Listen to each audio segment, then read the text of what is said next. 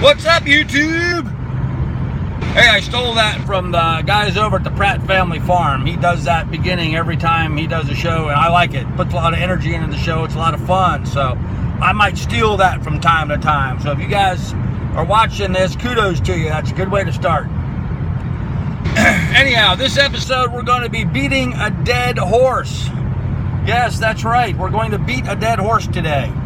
I have had a lot of flack come my way on the internet, on the homesteading channel, because of the statement that I made saying that if you're going to have a homestead, you need to have 40 acres. Folks, don't listen or don't just hear what you want to hear, okay? Listen to the whole story, understand the entire video before you jump down someone's throat, because you just make yourself seem foolish for not listening, okay? For me to make a statement that you need to have 40 acres is ridiculous. Didn't expect that coming, did you? No, that's right. It's absolutely ridiculous. I don't know how many acres you need. You don't know how many acres you need. It all depends on your beliefs, and it depends on where you live and what you plan on doing. Now, for me, wanting to start a homestead in South Central, Southeast Ohio, I need to have a minimum of around 40 acres for that to really be successful if I am thinking that we're going to be in a stuff hits the fan scenario.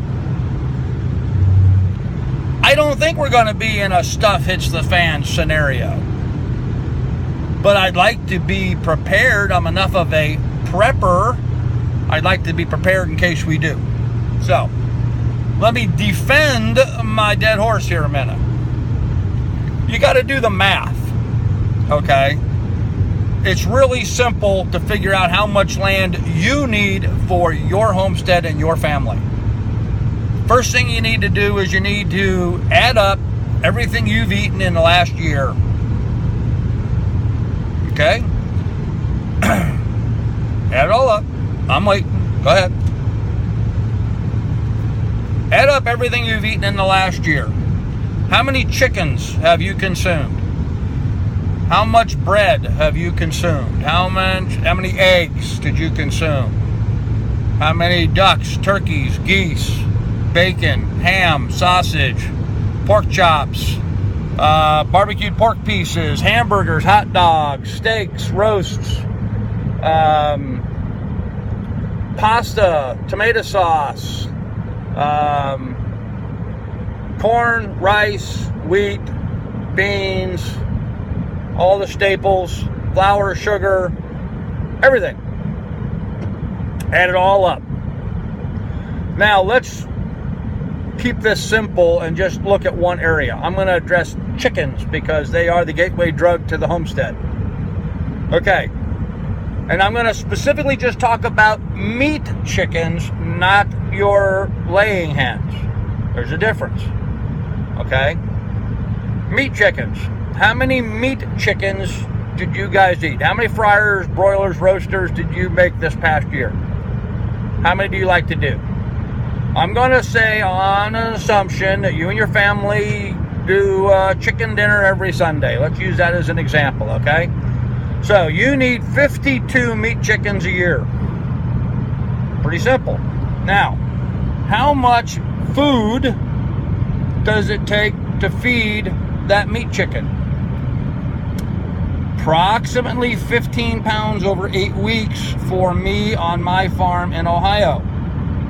Given my climate, my weather, the availability of scratch and things on the ground for them to find, to supplement with, I need about 15 pounds of good quality, high protein feed to feed to those meat chickens over an 8-week period to get them from bitty to boiling away, getting their feathers plucked, okay? So then once I know that I need 15 pounds times 50, that's how much feed I need. Then I got to calculate what feed I'm going to feed them, what the mixture is. Now, to keep things simple here, and it's not, but let's say I am feeding them 100% corn. Now, I would never do that. But for simplicity's sake, let's say I'm feeding them 100% corn. Now, obviously, you're going to feed something else with that. You're going to feed corn and wheat and a number of other things. So you're going to have to calculate all of those things separately. But let's say I'm going to feed just corn. So I need 15 pounds of corn for my chicken. How many acres of corn do I have to plant in order to have 15 pounds of corn to feed that meat chicken for the 8 weeks that I'm going to raise that meat chicken? Okay, now I have an idea as to the acreage requirements to raise the feed for that chicken. I know I need to have a certain amount of ground for that chicken to scratch around on. I know I need to have a certain amount of ground for that chicken to be housed in. I'm going to need miscellaneous support structures and spaces, roads, driveways, what have you.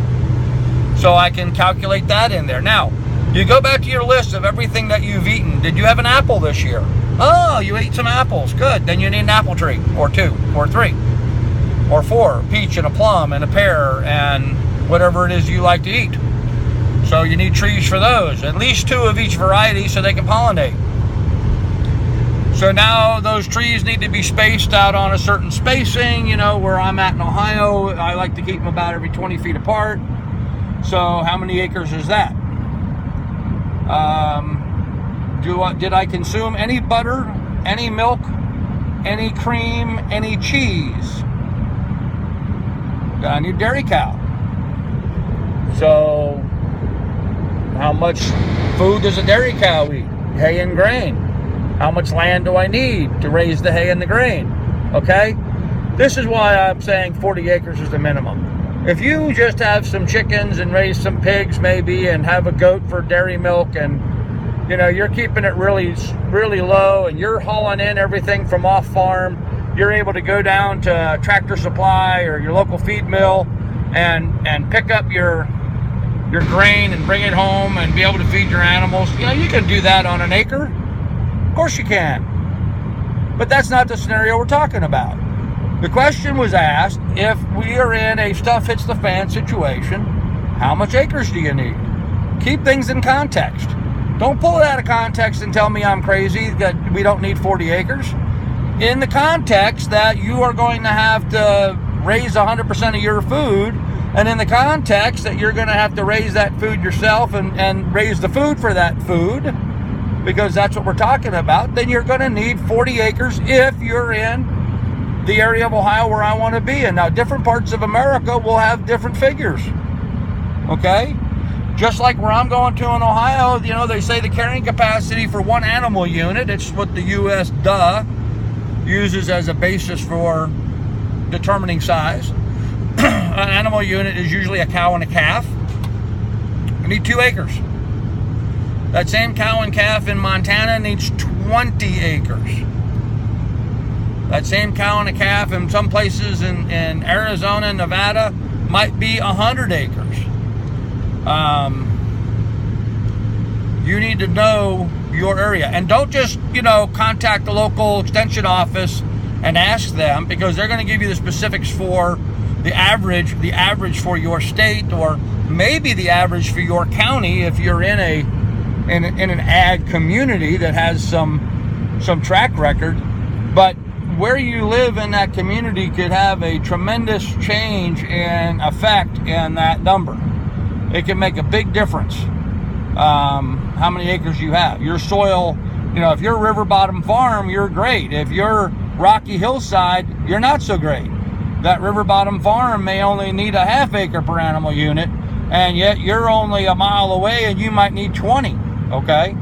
So you need to learn the carrying capacity of your situation. How much can your land produce? This is why I've said all along that, these preppers that think you need to go out and invest money in silver and gold, no, you need to invest money in your education. There's a lot you don't know.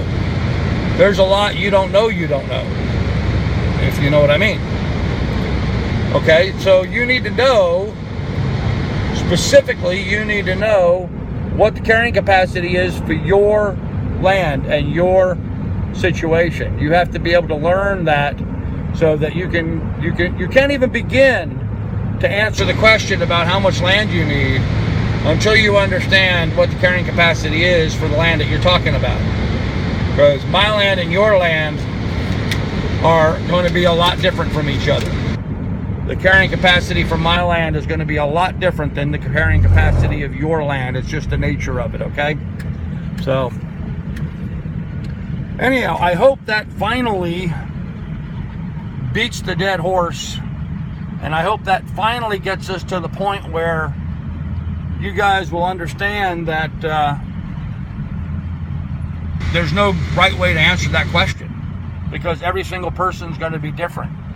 The quality of your soil, the amount of rain you get, all of that's going to greatly impact your capacity, your ability to be able to produce. So just understand that, and next time someone comes along and says to you, well, how many acres do you need?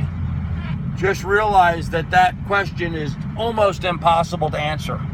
And so I'll defend myself and say here that, you know, what I had said originally in my video about why I need 40 acres is because of why I need 40 acres. That doesn't mean you need 40 acres. And I shouldn't have to explain that to you. You should be able to know that yourself, okay?